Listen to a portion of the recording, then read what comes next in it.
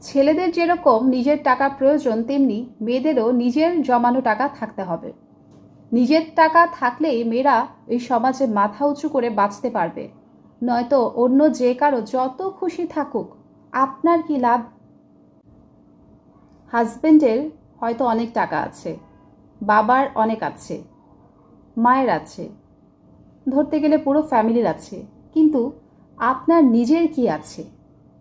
যতক্ষণ পর্যন্ত আপনার নিজের কোনো পরিচয় না থাকবে, কিংবা আপনার পায়ের নিচে নিজের মাটি না থাকবে, ততক্ষণ পর্যন্ত মানুষ হিসেবে আপনার মূল্য খুব কম থাকবে।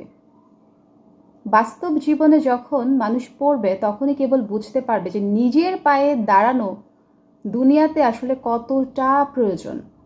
যত খুশি তত থাকুক, বাবা মার, ভাই বোন যার ইচ্ছা থাকুক, আপনার নিজের যতক্ষণ পর্যন্ত নিজের টাকা থাকবে